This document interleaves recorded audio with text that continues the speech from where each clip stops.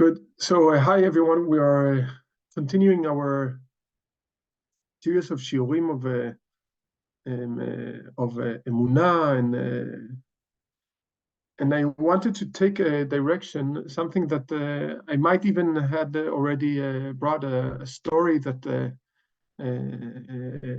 I think I taught earlier, but is always relevant, and especially in the situation today. And I wanted to share with you and to study it together. So I hope we will have a chavruta. Rav Moshe David won't be joining us today, so I will need you to be my chavruta to study along with me, and so please be more active and participate, and not only asking and answering, but joining and talking and studying together. So the story that I want to bring is connected to the question of prayer and how we are supposed to pray. The story is written in Bavli Masechet Brachot in the Talmud, and yes, we will read it together, and then we'll see how where it goes, and we'll continue from there. So I'll share the screen with you.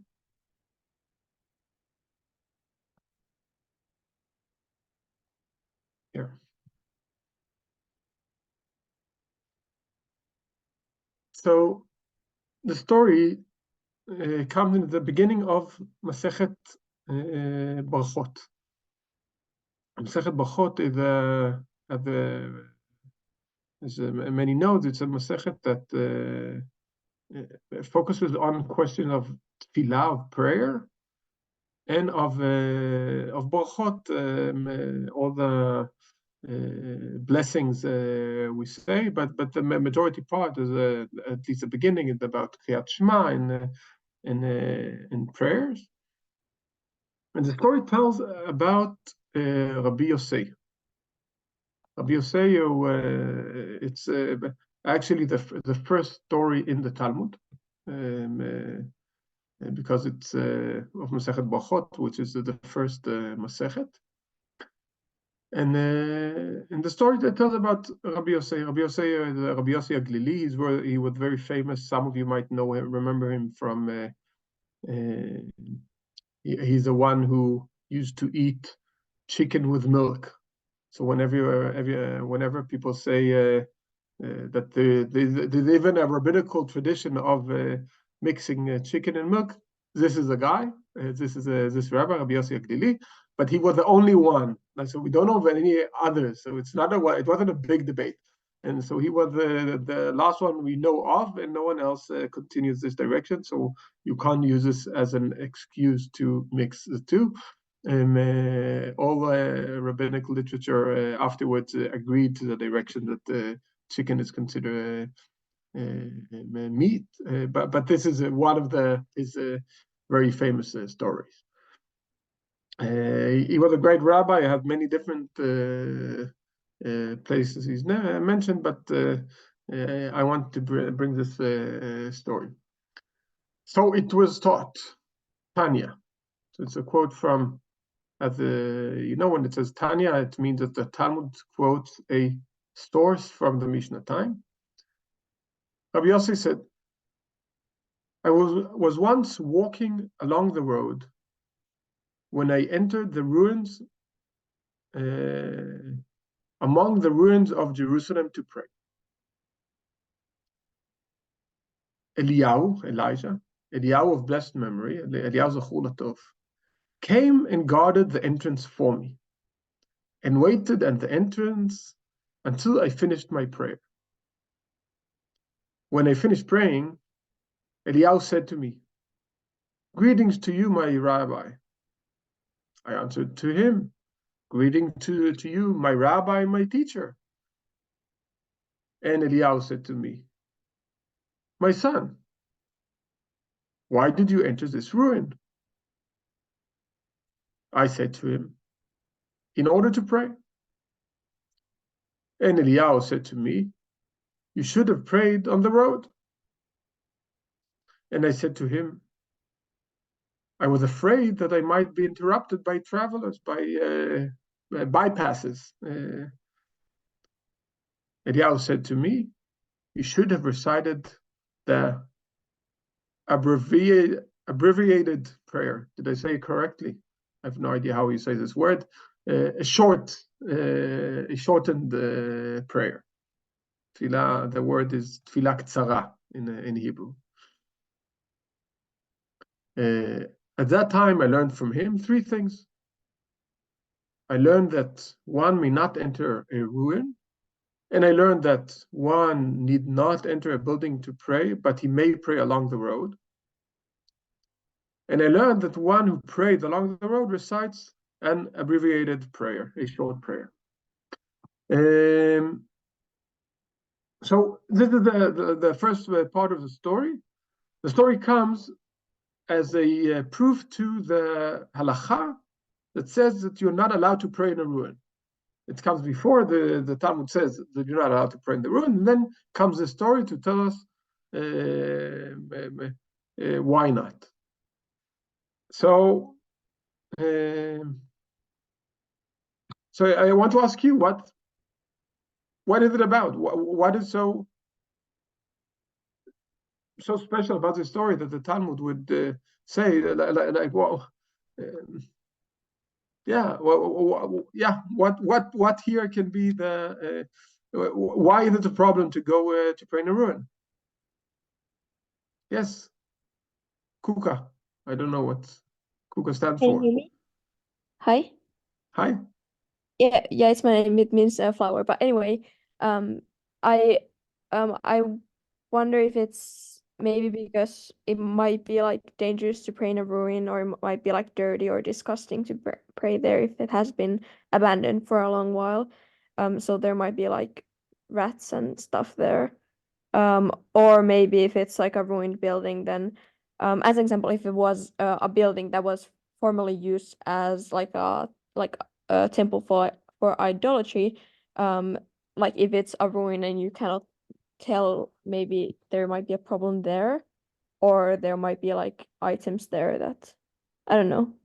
But just because of the mention of the road, I think it might have something to do with the like safety of the place or something. Yes, you're very right. Thank you. Do you have an evidence to support from the story? I think you have. Huh? What? It's like one thing is that you base it on your knowledge about ruins, right? That it might be dangerous, might be some animals, might be snakes in the ruins, especially if it's in Israel, and even more. Yeah. I always learned that we would need to be careful from snakes in these places because they can hide between the rocks. But you also do you have an evidence from the story that it's dangerous? I I'm don't helping you. You do. maybe just I was thinking of like because of the way that things were worded and stuff. Okay, because it says very clearly in the story that Eliyahu and Navi needs to come to guard. So if someone needs to come to guard, it's very clear that this is dangerous. So I'm saying this is a very clear support to your direction. Oh yeah, that's Yeah, if he needs protections, then if he needs protection, then it's probably dangerous. I would say that there's very good evidence, and you're right. The classical tradition just reading that's the reason you have to be careful when you go into to pray in a ruin is that you need protection. So you shouldn't do it. Now. This is a classical story. But when we go to stories like this, we have to try to dig and go maybe a bit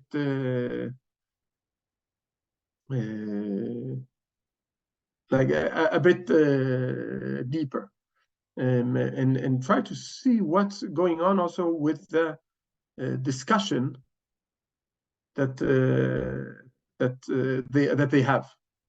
What is the how come like this discussion is relevant to the story, and what does it learn us? And now we come to like three things that he learned, right? That is going that we come and study and learn from the debate. And what are the three things he learns? One is that you may not enter a ruin, because of course it's dangerous. Another one, you may pray along the road. You could ask yourself, maybe you shouldn't pray along the road. Why shouldn't you pray along the road?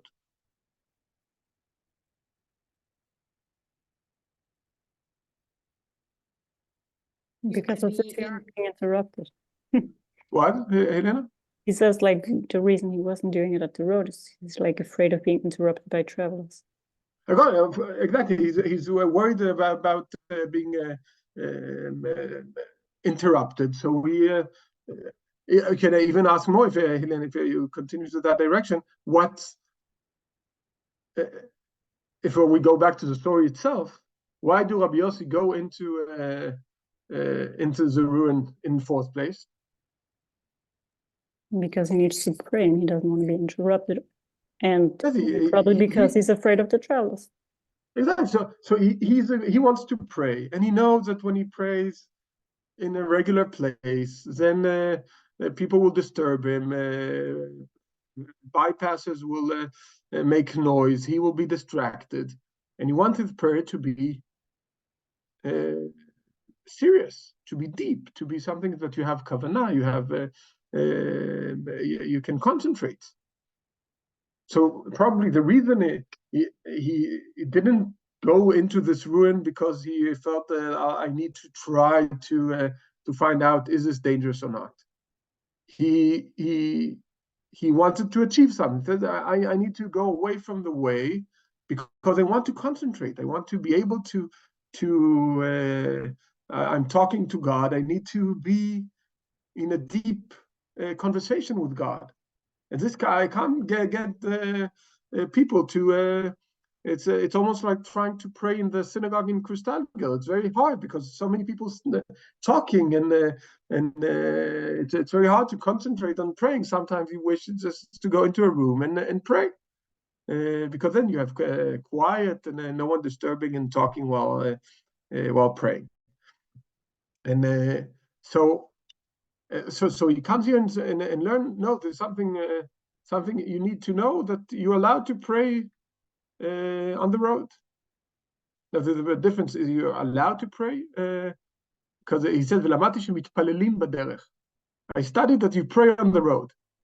Does it mean you're allowed to pray on the road, or you should pray on the road? That's an interesting difference. And then he even it's studied that the one who prays on the road should pray a short prayer, and not a long one. And that's quite interesting. What does it mean here? Why does it say that you should pray a short prayer? Yes, anyone? Why a short prayer? Maybe because it's better to say something and keep it more short than to put yourself into danger. Yeah, so exactly. So in the weight in two different, if you need to this or that, yes, you want to be able to concentrate in your prayer. That's important, but that shouldn't be something that you put yourself in danger to get. So if to do that, you have to. It's better that when you go on the road, pray a short prayer, then try to concentrate only for a short time and not a long time to be able to have a deeper thing. So pray a short time, then you might be able to concentrate in that time, and even though you give up on some of the content and some of the deeper meaning, but at least you get some deeper place. Question. Yes, Daniel? Yes. If you think about diaspora, if you think about 40 years in a desert and 40 days on a mountain, receiving commandments, it seems like the Jewish people have a lot of experience of praying on the road, so to speak, and to think of a codified place. Obviously, there's a synagogue and temple, but perhaps the more important thing is to pray and to connect, and not necessarily to be stuck in the dogma of the place. Worship place. You want to take us to the road, right? But if you are on the road, you can pray on the road. Yeah, and we're constantly in the road. So thank you, Daniel, because you take us as a level up. You can even receive road here as a commandments on the metaphor. road. Yes. You can receive commandments on the road, on a mountain, away from everyone.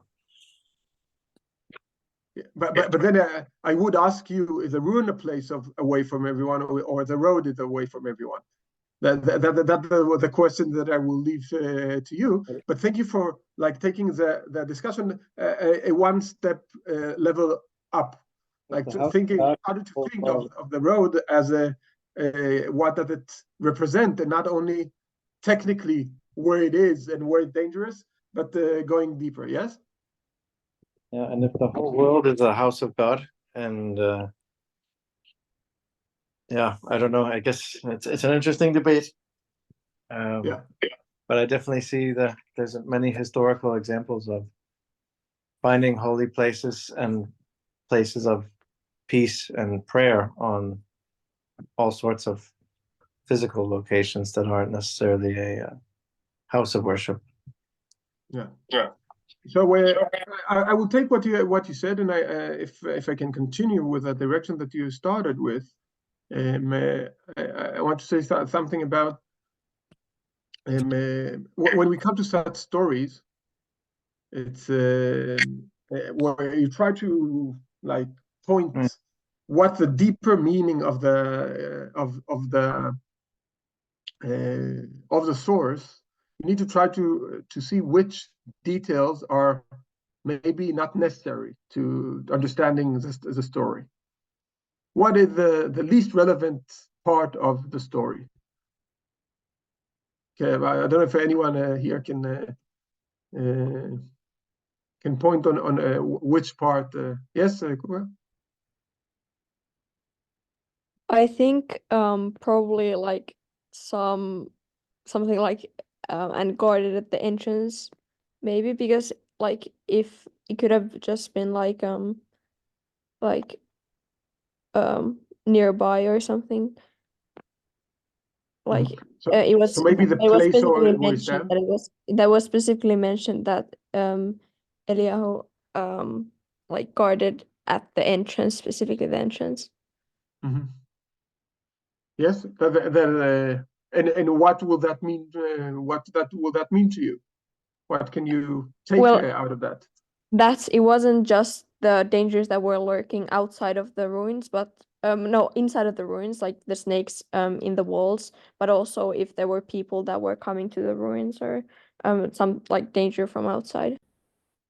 Yeah, so that can be an aspect of physical danger, or a danger of other people. Who are the people going in the ruins and such? That can definitely be the. I also like this place of. He waits until he finishes, right? He doesn't disturb it. He doesn't stop him. He waits until and guards him in that sense, waiting by the entrance, by the door.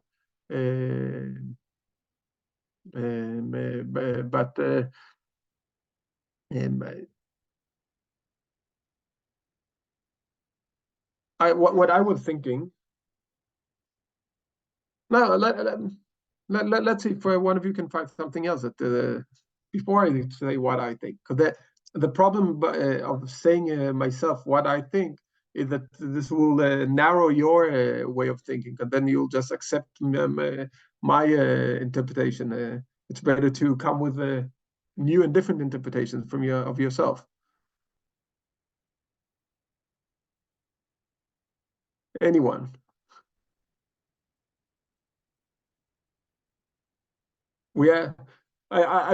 Daniel started the direction about the road, and then Kuka, you talked about the entrance. Yes, Benny, you were on. There you go, on mute. So when I read this, I can't stop thinking about this. Reminds me a lot about Kristallgade, about the synagogue, that we have guards in front of the synagogue, protecting us for doing our prayers inside, and we still have to be careful of what can happen and what might not happen. But still, sometimes we also take some of the guards inside to do the minyan, and and that leaves us a little bit empty-handed at the front of the gates. So that's a little bit what I see when I read this about a little bit our own perspective now today, what's happening in the world and our safety. So yeah, that's just a little bit I wanted to add to it. I don't know if that can be used for anything, but that's what I see right now when I read it's it. very useful. I think I'm going to go back to that also at some point. Yeah. So I really I like this like putting in a connection of a situation, how we are like, and of course asking yourself what is the ruin in this is a synagogue the ruin that is like some leftovers of the past, or is it what's outside where the ruin and where the road? We can debate about that. What I think is very remarkable here, and Okay, I'll take a guess. Wait. Yes, Elena. Oh, great! Thank you. The most like maybe not needed comment is the way they greet each other, because you could have just skipped that part. Which part? Like the way they greet each other, like the greeting, like it didn't need to be there. Shalom alecha Rabbi, shalom alecha Rabbi Omri. Like you could take it out of the story, and the story would be like the story. Like it's a detail that didn't need to be there.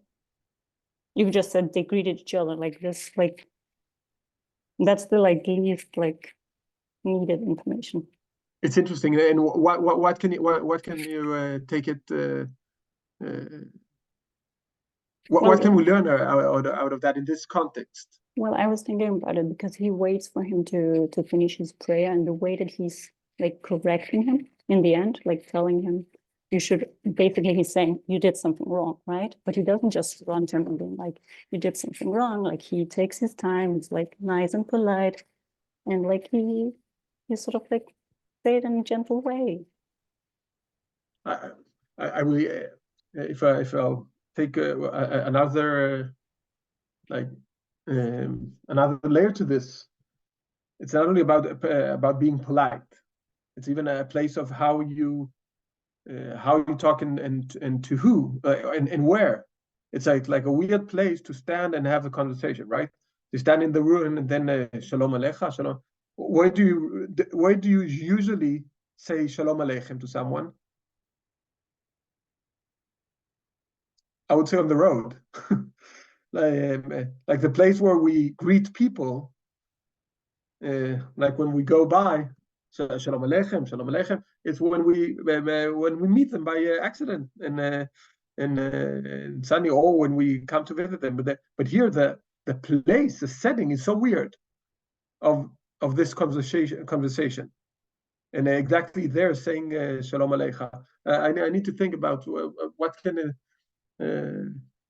What are the add? Yeah, and it's interesting that try to think, Helene, also what does it add to the aspect of prayer and concentrating and other? How can this be relevant in this context? What does it teach us? Sophie, you had your hand. Yeah, but it was more in general that like we don't need a place to go and pray. We can do it wherever. We can do it at home, on the road. So in general, there's the whole placing of going somewhere is not really something that we have to do. Like we pray at home in the morning, and yeah, like our house is a kind of synagogue as well. Mm-hmm. That was So more like the whole aspect of why he goes somewhere in the first place. So it should only be of the being not disturbed. But like, I don't know, there's always a lot of noise in, like, when we go and pray anyway, people speak and so on. You should be able to focus no matter where you are. So the whole aspect of going somewhere to pray, to like have the, what is it called in English? As a wound, do you know what I mean? no. The silence. Yeah, the silence, exactly. Yeah, so Yeah. I want to continue also reading the last part, and then go back to the whole story, because the last part is of course also part of what we need to study from it. So it goes and the discussion continues. Now it's interesting because the way the story is built, in the beginning it talks about the dialogue, and then he comes to the conclusion. At that time, I learned from him 3 things, right? That's the conclusion that the story was supposed to end there, because he already explained what did he study from this. But then he continues it goes back to the dialogue with Eliyahu. And he says, and Eliyahu said to me, "What voice did you hear in that ruin?" I responded, "I heard a heavenly voice cooing like a dove and saying, 'Woe to the children due to whose sins I destroyed my house, burned my temple, and exiled them among the nations.'" So just like it happens probably to you, every time when you pray, then you hear a heavenly voice. And Eliyahu asks him, it's actually interesting. Eliyahu doesn't ask him, "Have you heard a voice?" He asks him, "What voice did you hear?" Like of course you heard a voice. That's obvious. But what was the voice you heard? And it's a very, I would say, very hard voice he hears. He hears the heavenly voice cooing like a dove and saying, "Woe to the children due to whose sin I destroyed my house, burned my temple, and exiled them among the nations." I don't know what about you, how you read this, but this isn't the most uplifting sentence to hear from God in a prayer that probably was quite serious, right? He left the road to be able to concentrate more, and he hears God, saying, "Woe to the children due to whose sins I destroyed my house, burned my temple, and exiled them among the nations." That's not uplifting. And then Eliyahu continues. Oh, sorry. Yes, Flora? Because he says cooing like a dove, so at first you think that it's going to be very nice and soft, and then it's actually quite violent. What he's saying. So I like the contrast of, a heavenly voice like a dove, kind of peaceful, just to hear that it's because of the children that everything is destroyed. Yeah, but so I would say the cooing of the dove here is like a heartbreaking cooing as a dove, of a dove that is far from maybe a dove that the eggs were taken from, or but you're right. I'm not sure if Hamyat Yonim, cooing like a dove, is it seen as positive or a negative voice? It's actually quite interesting, because usually I think when I think of cooing as dove, I think of a very unpleasant voice. It's not like the bird singing, right? Like cooing the doves is like the sound of disturbance of some kind. Like Okay. this is this voice I think of, but I don't know. I don't have the right answer. I don't know what interpretation that this example should have. Dove is, the dove as the bird is seen It's as very peaceful. positive thing. Yeah, right. Yeah. We remember from the story of Noah and from the and from when we have the doves. I actually don't remember. Maybe a bit in Shir Shirim, maybe yeah. So, but Eliyahu continues. Eliyahu said to me, by your life and by your head. It's a way of speaking. It's a figure of speech. So don't put too much into the to the life and head. Even though, and if you have something interesting to say about it, then you put in whatever you want. It's like a way of saying something important.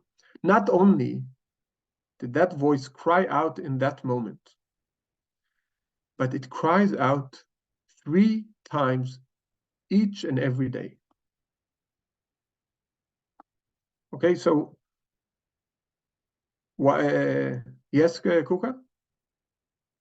I was also wondering, does the dove, like specifically that it is a dove, does it have something to do with how Israel is described as like a dove in Shir Hashir, as like the bride? So I was just wondering, does it have like maybe correlation with that? Especially maybe if it's a hurted dove that is Yeah, sent yeah, to but exile among the nations. yeah, but I was wondering Definitely could be. if it's also like the that it was like the spiritual like sound, like voice of Israel, like crying out these words of like despair, especially like in like a ruin, like, and But I do want to ask you, all of you, why did he say that? Not only did that voice cry out in that moment in his prayer, but it cried out 3 times each and every day. What did he refer to?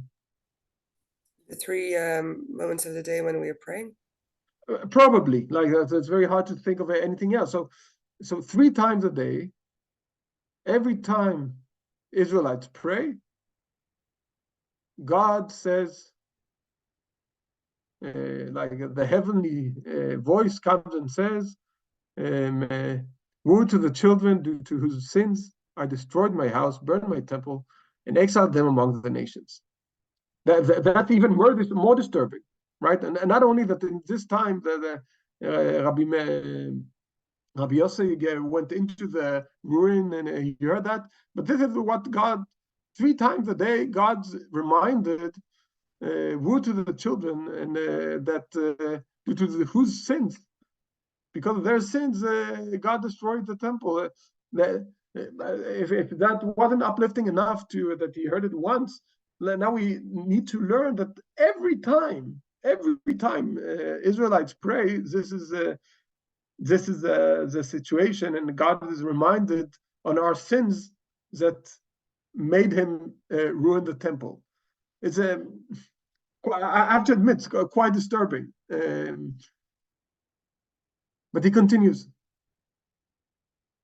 And Eliyahu says, moreover, when Israel enters synagogues and study halls, Beit Midrash, so when the Israelites go into Batei Knesset, Batei Midrashot, and answers, may his great name be blessed, HaKadosh Baruch Hu, the Holy One, blessed he, shakes his head and says, happy is the king who is thus praised in his house. How great is the pain of the father who exiled his children, and woe to the children who were exiled from their father's table. He continues, says, both in the 3 times a day that probably during the time of prayers, God said that. But even more, every time Israelites go into the synagogue and in Batei Midrash, saying, may his great name be blessed. What is this? May his name, his great name be blessed. How does it sound in Hebrew? Is it Baruch In, Shem Kavod Malchut Olam? what? Is it like Baruch Shem Kavod No, Malchut? not Baruch Shem Kivod Malchuto, but Yehei Shmei HaGadol Mevorach, Oh, okay. which we say today, not Yehei Shmei HaGadol Mevorach, but we say it in Aramaic. In Aramaic, we say Yehei Shmei Rabbah Mevorach. This is what we say in the Kaddish, right? So when we say Kaddish, we say this Yehei Shmei Rabbah Mevorach. So this is whenever the Israelites gather and say Yesh Me'agadol Mevorach, God he shakes his head and says this sentence: "Happy the king is thus praised in his house." It would have been much better to be praised than having this Yesh Me'agadol in my house, in the Beit Hamikdash, in the temple. How great is the pain of the father who exiled his children, and who to the children who were exiled from their father's table. Now, I think reading this last part of the story, in a way, pushes us back to understand the whole story. And I would suggest that it is not by accident that God talk as Elias says, as Eliyahu says, that God talks about the temple. Why is it the temple that suddenly comes in here with these? Why?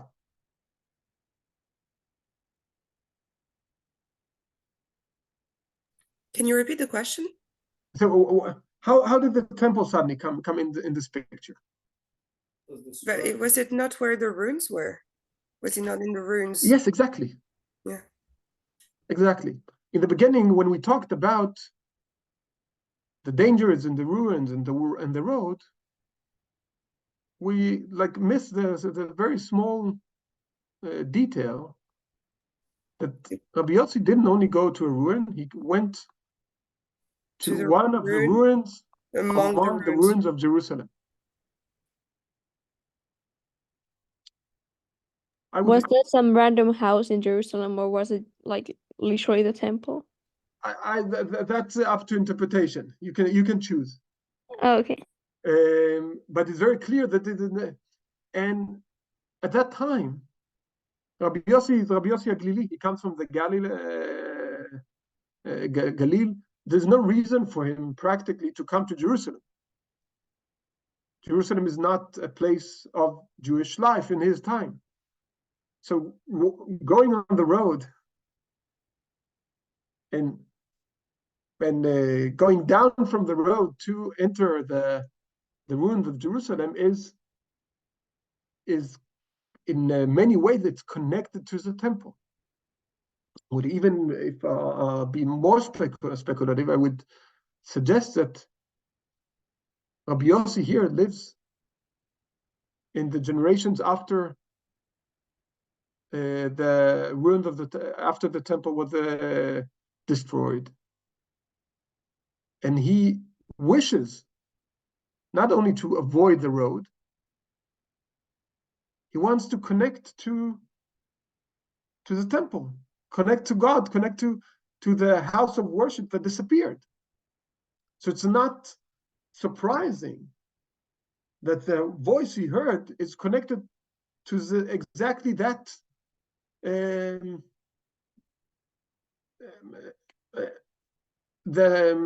that content. the concept of the ruined city, the ruined temple, the ruins in general. And but if this is the interpretation that we're supposed to read, then the message, what he's learned, is even more important. Because he comes with a very strong, deep motivation to connect to the ruins of the temple. This is like a very hard place, but also a very meaningful place. And then the message from Eliyahu is much stronger. Eliyahu is the prophet who's supposed to tell us, as we read before Pesach, Shabbat HaGadol, Eliyahu is the one who's supposed to come and tell us that the Messiah is about to come. He's the one who is supposed to bring us a message of redemption. And meeting Rabbi Yossi and Eliyahu, meeting in the ruin, might have been a place where Rabbi Yossi said, here what we were supposed to see in this meeting, maybe a bit like the Shalom Alecha and Shalom Alecha Rabbi Omori, a message of here the Shalom is going to start. Now he meets Eliyahu, and we should expect a story of redemption, and how Rabbi Yossi will hear that now the Messiah is coming, and the temple is rebuilt, and I don't know, whatever you want to take to that direction. And Eliyahu destroys it completely and says, no, you did something wrong. Not only are you not supposed to go into ruin, you're not supposed to go into one of the temple's ruins. This is a wrong, you have something wrong motivation behind what you do. Yes, Benny? So is this was basically one of the first things I thought when we read this and saw this was the Wailing Wall. Are we supposed to go to the Wailing Wall and pray then? Because it's a danger that they can throw stones at us from the top, of the Alaska Mosque. Well, what's the interpretation about this then? Thank you so much for bringing it up.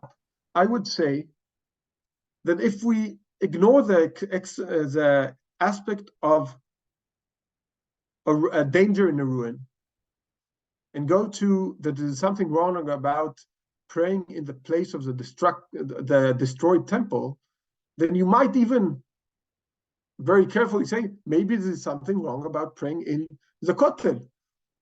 Because praying the Kotel, it comes from a place of, we pray in the place of destruction. And I know how many times I felt even more deep meaning when I went down to the Kotel Adormi, where you can see the stones that fell down from the temple. You have burnt stones. You can really feel the destructed temple around you, and you have a much more meaningful prayer standing there. And maybe the Talmud here comes and says, this way of praying is wrong.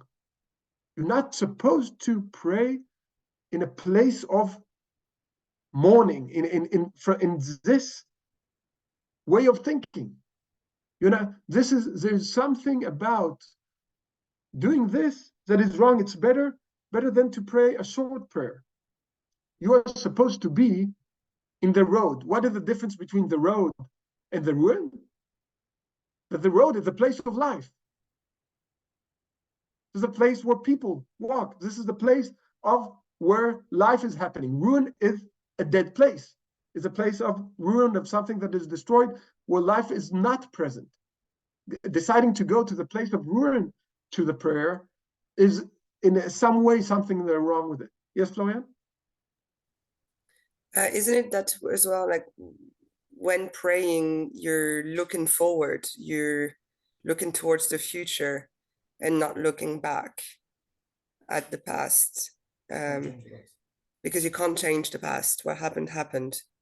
So it's more like looking forward, and in that sense, being on the road is better than kind of dwelling on the past, especially when you know that you have to be hopeful, you have to believe, instead of just commiserating for too long.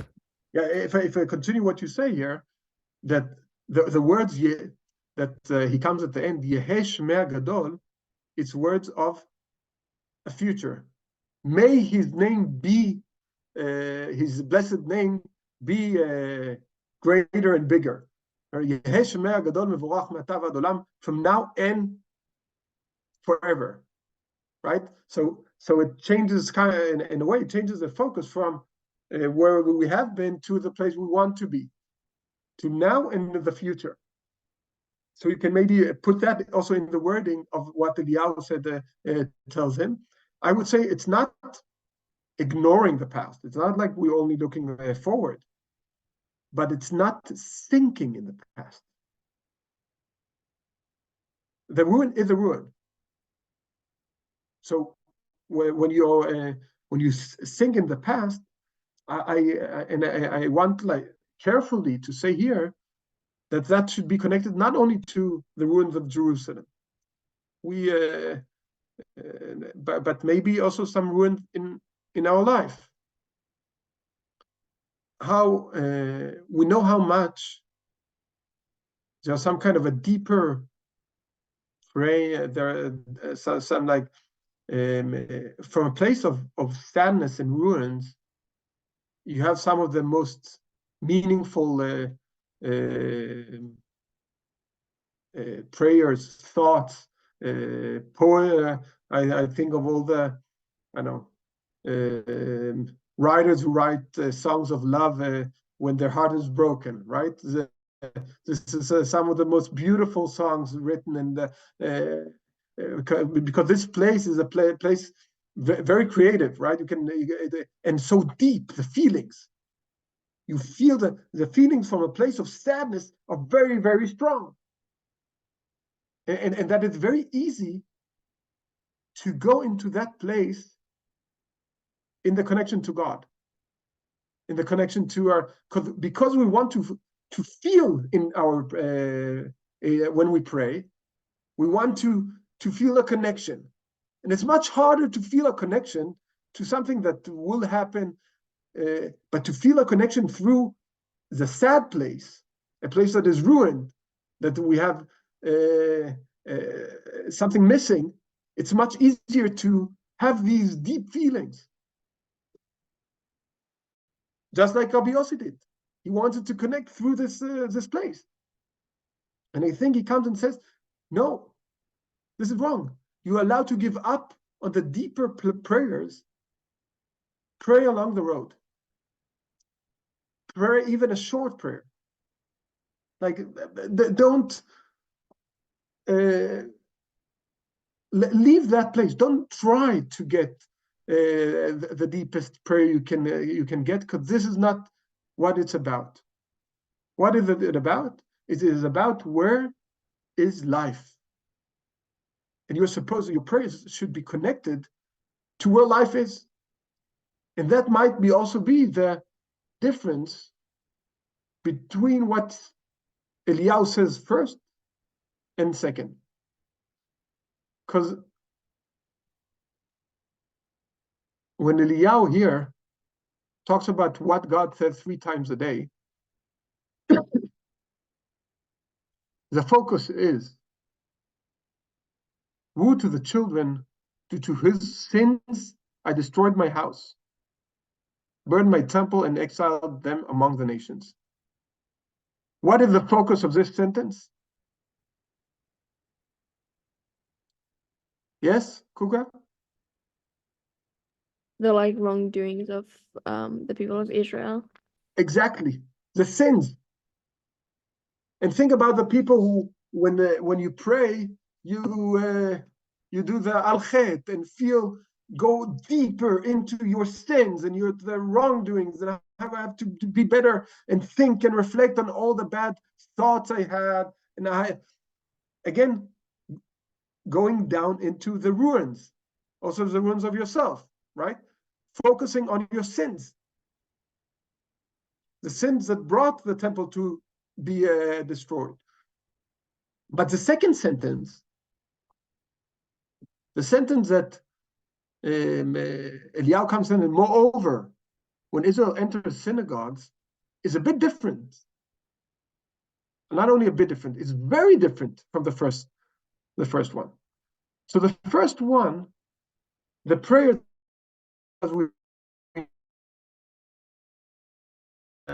substitution for korbanot, for the offerings in the temple. And that's of course why when we pray, God thinks of the destructions, as Eliyahu comes here and say, because it reminds him of I was supposed to get some meat right now, and instead I get some people mumbling, and I was supposed to eat. I was supposed to have that, and instead this is like the 3 times a day. But then it comes and say no, but in the prayer, not in the tefillah, right? Because the words "May His great name be blessed," Yeheh Shmo Gadol Mevorach, Yesh Me Rabba Mevorach. This is not part of the Tfilat Amidah, and not part of Shema. This is not part of these prayers. What is it part of? It's part of the Kaddish. And when do we say Kaddish?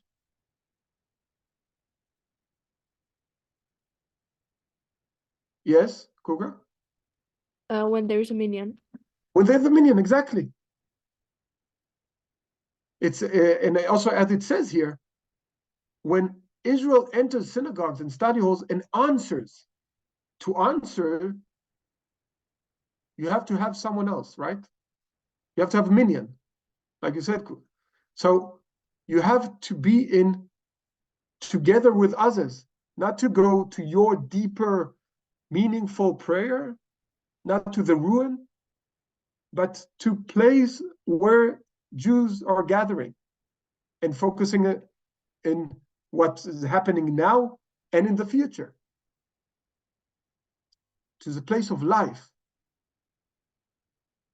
And then God not only remembers, and then God shakes his head and says, happy is the king who is thus praised in his house.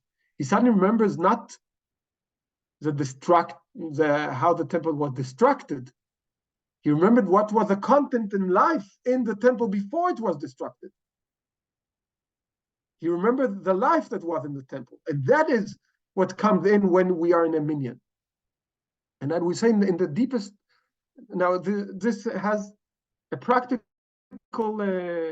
aspect and a principal aspect and a practical aspect. The practical aspect is that prayer should be not only a place where we meet God, we are willing to pay a price in how deep our prayer experience is. We're willing to do that in order to be together with others. We will pray in Krustalgel with all the people, or the other synagogues, with all the people talking and disturbing us and that, because we want to be together with other Israelites. We want to be together with other Jews. We want to be together in the place where the life is created and continue to be created. In the presence of life, and not trying to seek our deepest personal experience. Because our deeper personal experience, then it's easy to go to the place of the ruin. But I wanted to bring this specifically today, also continuing connected to the destruction that we experienced the 7th of October in Simchat Torah. How important it is not to sink in that day. Not because the day is not important, but because place of going into the hurt places, or if we miss someone, if we missed a parent or a loved one, this place, to use that to worship of God is the wrong place. Because our focus has to be on the living and on the building to the future, not on the ruins, but on the road. Those who are on the road. The ruins are ruins. Some ruins can sometimes be rebuilt, but to rebuild them, you need the people. You need to be connected to the place where people are, and not going to this place of a ruin that is so, in many ways, so attractive. It's so attractive to be in this hurt place because of the feeling and that you feel the deep connection. But this is not the place that we're supposed to work from, to work God from, to worship God from. But the place we need as a place of faith is a place of connection to where people are. Yes, Kuka.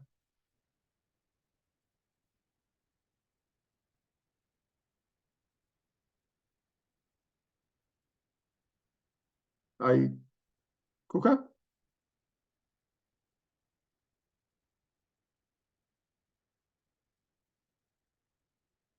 No, I still can't hear you.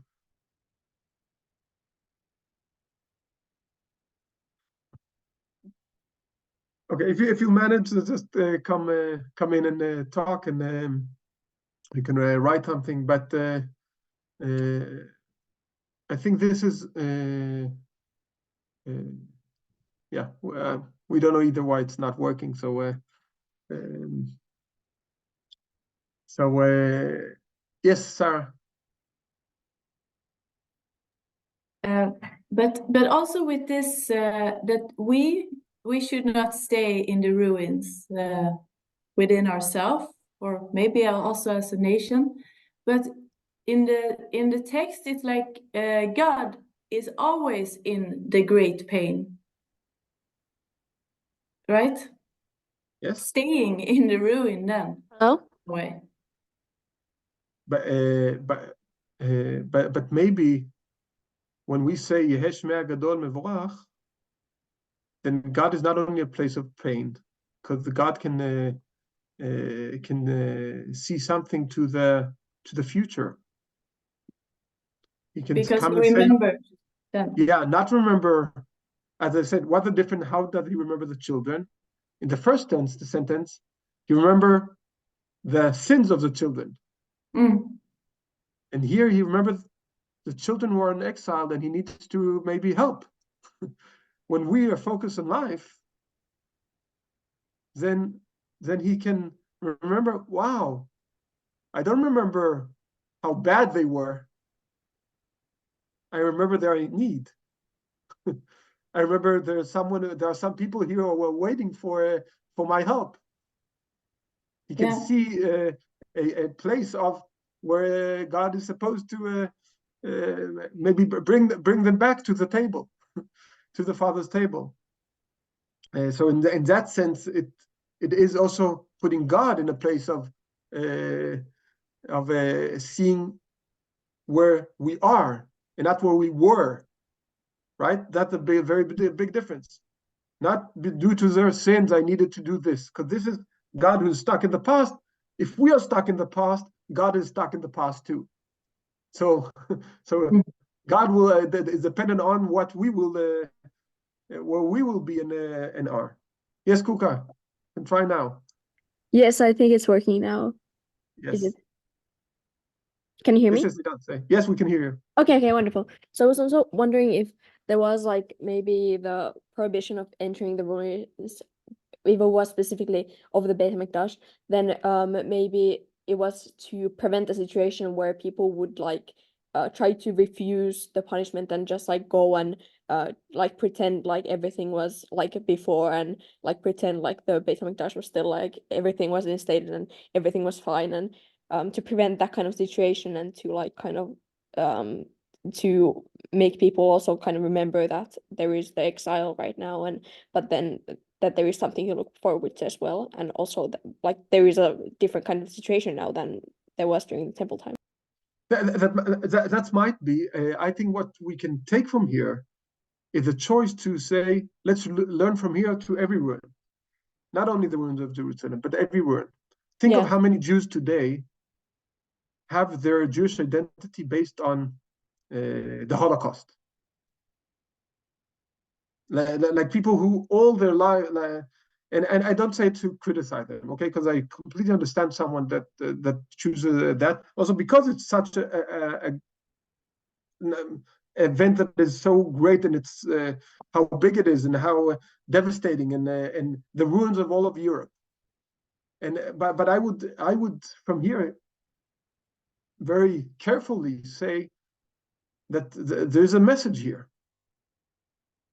Not to focus on the ruin, not to build our Jewish life on what everyone else did to us, not what they did to us in 7th of October, not what they did to us in the Second World War, in the Holocaust, not what the anti-Semites did to us. We have a long list if we want to do that. But our focus on worshiping, Benny, I think it connects to what you said about the guards until today. It's so important that the reason that we are in the synagogue is not about anyone else and whoever tried to do things to us. And then we have to keep Judaism because of something that happened that other people did to us. No, it's supposed to be a content of life, of Jews gathering to and answer each other, speak to each other. Can say Shalom Alecha, Rabbi Omori. Create peace and create that through dialogue, through a place that you're not alone and you're not deep in the sorrow, but you're deep in building, in seeing God and wanting a better future. And this is how we should. I really believe in the context also of today, in these difficult times, that we have to continue focus on building, and not in the place of the ruin, the place that takes it down. Maybe it's very meaningful, but it takes us to the place of the ruin, and we need to be in the place of building. And let's focus on that. And as we say to mourners, that we will be comforted in the rebuild of Jerusalem, of rebuilding, and being part of the rebuilding here in our community and anywhere else, and do that by connecting to life, to Jewish communities, to minyan, to be together and answer each other and talk to each other, learn together and create, continue to create life. Good. So thank you for today. Benny, last words. Yeah, sorry about that. So by rebuilding Jerusalem, do you mean rebuilding the temple again? This is historically what we used to. These words are meant, of course, as B'Binyan Yerushalayim. It's interesting that they don't say B'Binyan HaMikdash Nenucham. It says B'Binyan Yerushalayim, and that you can definitely understand. In Yerushalayim is built. Some would even say too much. That our environmentalists will say that maybe we don't need more buildings in Jerusalem. We just need, maybe we should focus on the content of what is needed to be built in Jerusalem. Maybe we should focus, as Helena said, more on the Shalom Alecha. And this is what we need to rebuild in Jerusalem now. Yerushalayim, the city of peace. Maybe that should be our focus. But everyone here can choose a different interpretation of what creating life will mean. So, but let's work on that. All the best. Chodesh Tov, Chodesh Vatov of the trees and life starting to blossom again after the winter. The winter is not really finished, but remember the seeds of life and of growth of the tree that we will feel right very soon with Tu B'Shat. Okay, all the best. Thank you. Chodesh Tov. Chodesh Tov. Thank you. Thank you. Chodesh Tov. Night. Toda Rabbi Rav. Chodesh Tov. ערב טוב.